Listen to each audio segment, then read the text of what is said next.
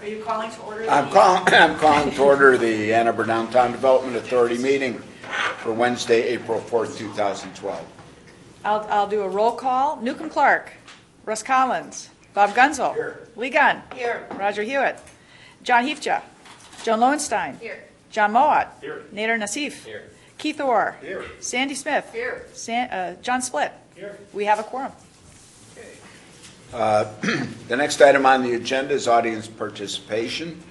At this point in the agenda, we have up to four people speak to us, and there's a maximum of 4 minutes each.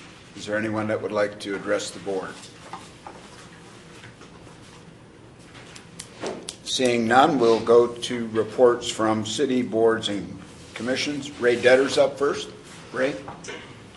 Last night, the CAC meeting, it was attended by students at U of M School of Public Policy, as well as representatives from the general public. Susan Polley was there, and she provided us with a summary of some of the results of the survey of the Connecting Williams Street process and an update on the progress, plans, and strategies that we hope will lead to more downtown vitality and downtown residential housing. CAC members believe that improved transportation systems are a key part of that future success of the downtown, as you do. And at our request, Susan outlined all the ways in which the DDA, the AATA, the University of Michigan, and others have been involved in supporting transportation improvements, whether it's the Go Pass, Zip Cars, the new Blake Transit Center, 30-year county-wide transit plan, the DDA's downtown parking transportation management plans, and now, of course, an airline or an airport shuttle. And we believe these transportation improvements will make it more desirable to live, work, and also visit in our downtown. But most of last night's meeting was devoted to a discussion of the request for a grant from the DDA to the proposed housing development at 618 South Main in the form of return TIF funds. We had asked our member, John Chamberlain, who's also a professor in the U of M School of Public Policy, to attend the recent meeting of the DDA's partnership committee that was considering this 618 South Main TIF request. John gave us an excellent report on the discussion that took place at your meeting. I was not there. I was out of town. You know that the CAC joined with the West Side Association and all the downtown neighborhood associations to strongly support the project at 618 South Main. We want the project to be built. But you also know that the Citizens Advisory Council always supports and respects careful, consistent city planning. What you may not know is that the CAC played a very significant role in creating the partnership process itself. That was used for the first time in 1999 in relationship to Syndico. And it provided DDA assistance to Syndico for what became Ashley Muse. It included, and I quote here, a contribution from its housing fund in the amount of $75,000 to support the affordable housing aspects of this development, and $589,000 in TIF funds for the construction of pedestrian improvements along South Ashley Street and South Main Street, on the Muse, and on the pedestrian plaza. We later supported other projects, some built, some not built, that made use of return TIF funds or outright grants. The Village Green Project, Liberty Lofts, Kingsley Lane.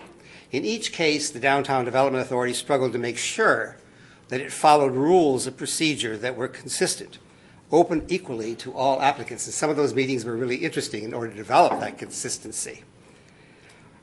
And provided also public benefit that might not otherwise be achieved. In that area, of course, the major thing that we wanted to achieve was downtown housing. Nobody was building it. Now other people are building it.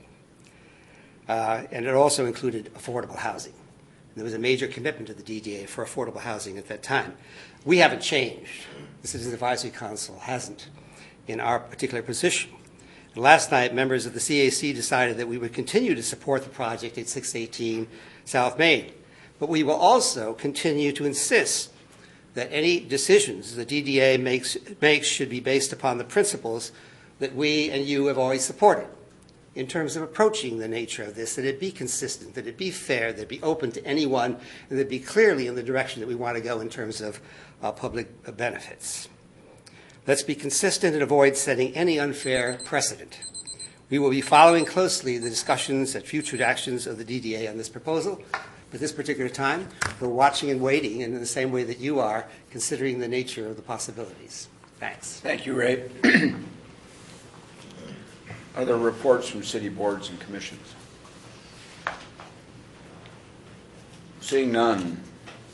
Communications from DDA members? Seeing none. Will someone move approval of the March 7th minutes? Support. And it's moved and supported. Discussion, corrections, additions? All those in favor say aye. Aye. Opposed? They're approved. John, why don't you go first with transportation? Okay, it's pretty quick and simple. Really about the only thing last month has been the continuation of the bike share program. It looks very likely that the CMAQ funds will be approved for that project, and that that it will start probably in April 2013. The university, I had seen a communication that Steve Dolan had put out that putting full support behind it, and the university clearly wants to make that happen. So I think we can expect that will move forward. And just to remind folks, at this point, our only commitment is in kind, through some staff time and some potential space available for storing bikes and that sort of thing. So it's the same as we've reported out before in terms of our sort of relationship with the project. And so I think that's about the only thing I really have to report this month. What's CMAQ? What is that acronym? Mitigation Air quality. Yeah. I know everybody else in the whole city knows what that is, but just want Yeah, right. It's federal money. I think about 5 years ago, acronyms and I just started to not agree anymore. Other questions of John? Okay. John Split, you doing I'm doing double duty yes, today? I'm going to do the parking revenue and budget. The parking revenues are in your packet on page 7. As you can see, parking revenues are up significantly, 16%, greater than 16%. Hourly patrons are up more than 5%. I think that, again, we can thank the beautiful winter that we've had. In large part, we did have one extra business day over February of the previous year, and just going down the list of individual structured lots, the obvious ones are that Washington First and the Fingerly lots are no longer being used, so those are down completely. Does anybody else have any questions about the parking numbers? We are scheduled to make a budget presentation in front of City Council work session on April 9th. I believe that Roger Hewitt is going to be presenting. I assume that our staff will also be there, and any other DDA board members who would like to be there in support of Roger are welcome to come.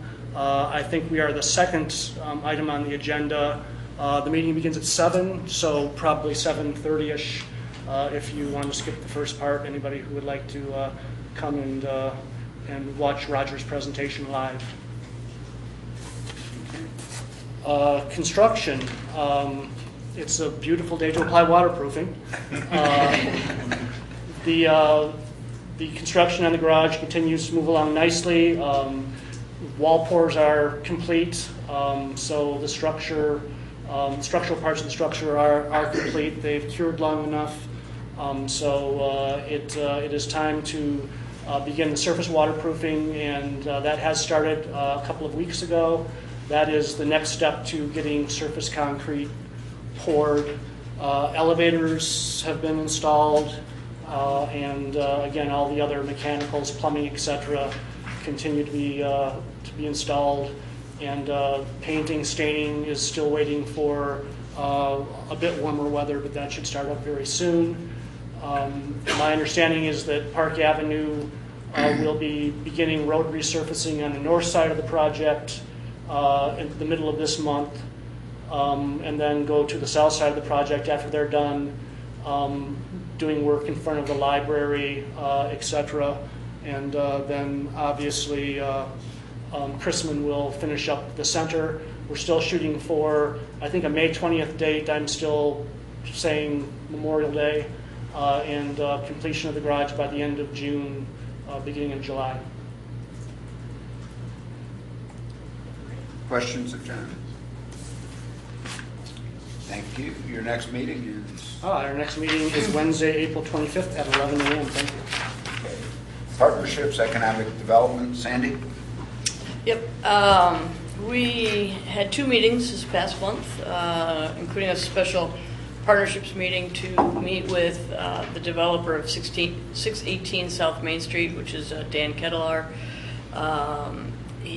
He's making a request of the DDA to forego or reimburse, I should say, TIF money. I think that Ray already gave a pretty comprehensive report of what we talked about. Even though he wasn't here, he managed to trump me again. But we talked at length about the project, how it was structured. There were some misconceptions on the developer part about what the TIF would actually be, I think. So we sent them back to get some clarification and corrected numbers. We also took an opportunity to take a look at the history of partnership grants that we've done in the past and the specific reasoning behind each time that we had given money. And each one was an extraordinary project for some reason at its time. And so that was kind of the discussion, is whether or not this is the extraordinary project that we needed and whether it has the tipping point of public benefit. I think that we asked a lot of questions, we got a lot of answers, and we still need some more information back. And we will continue this discussion next week at our meeting next Wednesday at 9 o'clock. I think that it's potentially a very important project for the location in the South Main corridor. I think that it has an ability to extend Main Street on down by kind of finishing that block off or that stretch off, but without having us have I think an organized plan to do that. I don't know that we are ready to say that that's a tipping point for us to go forward. Those are the things that I was hearing at the meeting, as well as trying to define the public benefit. So I don't know if you have any questions now. We can take a few minutes and talk about it for those that may not have been there, but or will be unable to attend next week. I still have some questions about the brownfield. My understanding is we're having a meeting about getting more information about brownfields and state law tomorrow. It has changed. Oh, has it? No, the brownfield program. Okay. The brownfield program has changed, okay. And it's more of a community redevelopment dollar. So it's not like pinned to necessarily a brownfield. And part of the need for our participation as to help to get that money, they're looking for a local match, and whether or not we would be the local match, and that would work for that, and are we the only ones that can do that? So there's some of the questions. Yes. And I think one of the other things we talked about, much as Ray was talking about some of the previous projects, about looking for the public benefit, and the public benefit wasn't always just a direct support of the project, but sometimes the affordable housing or the streetscape issues or those types of things. So we talked a little bit, started to touch on that a little bit at the last meeting as well. And none of it has been TIF rebates, so we've never gone that way. So some projects it was just meter bags, being able to provide relief for the cost of the meter bags for either construction, parking, or staging areas. So we've helped in different ways, and have not just gone through the TIF route. Anybody else? Thank you. John, you want to report on Yeah, I'll report on the Connecting William Street. We, at our meeting of our Leadership and Outreach Committee, we got results from the survey. And I think as we reported last time, our survey responses exceeded our expectations. We expected about 1,000, and we got about 2,000. We heard some clear messages through the survey, a strong desire for a more vibrant sidewalk experience in the William Street area, with attention to building quality and design, economic development, housing, and open plaza space. The DDA is partnering with Concentrate to host a speaker series to explore with the community the different ways that we can accomplish some of these goals. And our first event was a big success. It was Dan Gilmartin from Michigan Municipal League, who's written or co-edited a book called The Economics of Place, which we're recommending to everybody because it has a lot of the ideas that we want to try to accomplish. The speaker event, it was very well attended. There was, practically standing room only at Connor O'Neill's, and so we were very glad that we were able to attract a lot of people. The next speaker event is going to focus on activating sidewalks and open space, and that's going to be April 19th at 5:30 at Connor O'Neill's. So the next steps are to use our market analysis, and the land use economist who's being paid from our grant, whose name is Todd Poole from a group called Forward Planning, is it Philadelphia that he came from? He was already here, and so he's come and gone. So things are moving very, very quickly, and he kind of held forth here with audiences of people, lots of different people coming through. So we're going to get some of his market analysis. We're going to have focus group meetings and also utilize the survey results. Our next step is to create scenarios that we will then be able to show to people, because you can't really get ideas about what people want until you start showing them something a little bit more concrete. And so we're going to create these development scenarios that we'll then also explore with the community. The other thing that I wanted to report on, really, we sort of talked about it at partnerships, and it got explored a little more yesterday in the Mayor's Downtown Marketing Task Force meeting, which is about banner poles. And the issue is that downtown, along Main Street, State Street, and South U and at Carytown, there are big banners, and nonprofit groups use these banners. I think what we heard was 50 out of 52 weeks a year to advertise events and things that are going on in the downtown area. And city staff had noticed over the last few months that where these banners are attached to the buildings, they're actually pulling the buildings down, or pulling the bricks down, which is not good. And so we were going to try to help these area associations look at some alternatives. And there is some sense of urgency because a lot of these nonprofit groups have already had their banners made and have have paid for the installation, etc. So there's probably going to be a joint solution with the city, and thanks to Susan, really, who's gone and checked it out with the city. As I said before at one of those meetings, that Susan's expertise is dumpster diving. And so she has gone through all this. She knows where all these things are at the city.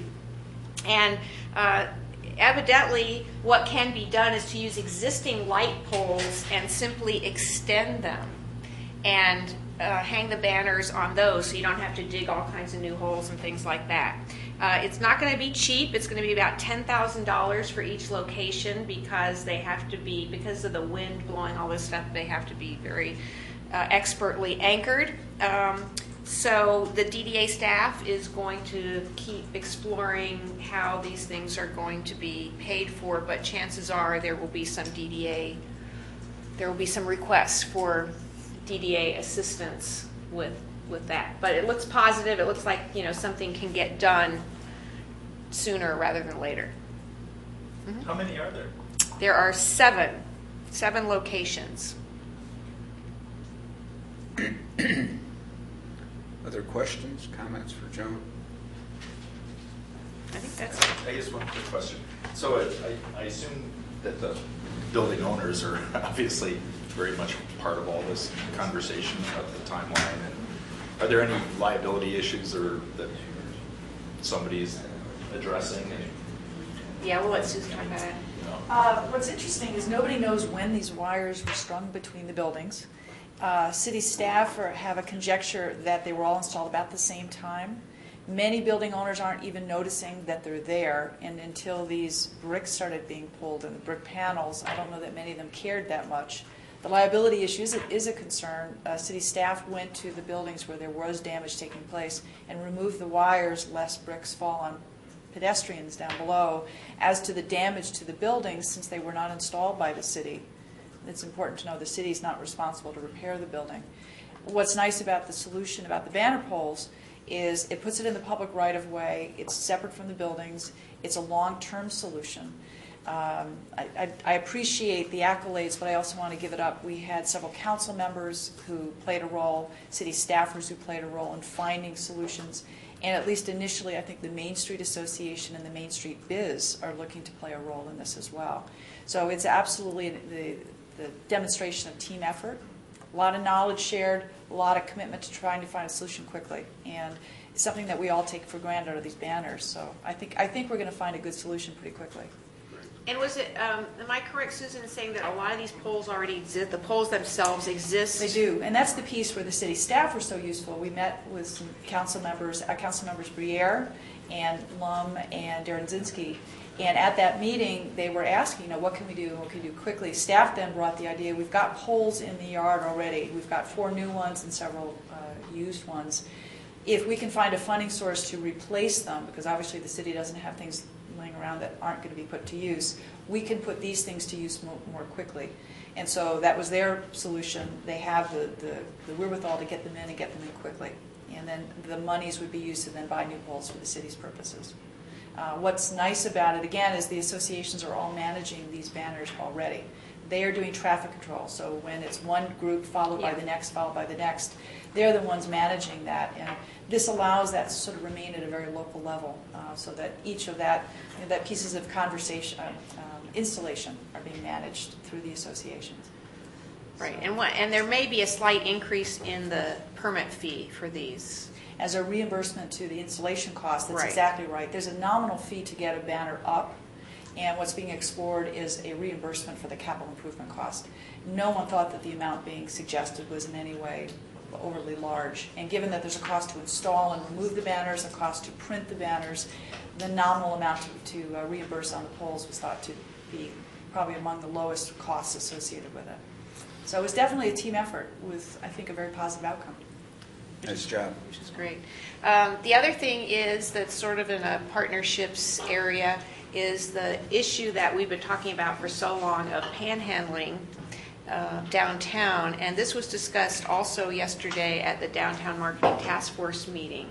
And it's another area where there has really been a lot of collaboration. So like the banner poles, everybody's kind of getting together for once, I should say, and coming up with some solutions. And there is going to be an information campaign that the area associations are working on with the help of Jim Ballmer from Dawn Farm. They've come up with a fantastic poster, you guys will love it when you see it, about basically educating people that giving panhandlers money is not helping them, it's not helping the community, and here are some places you can go for help.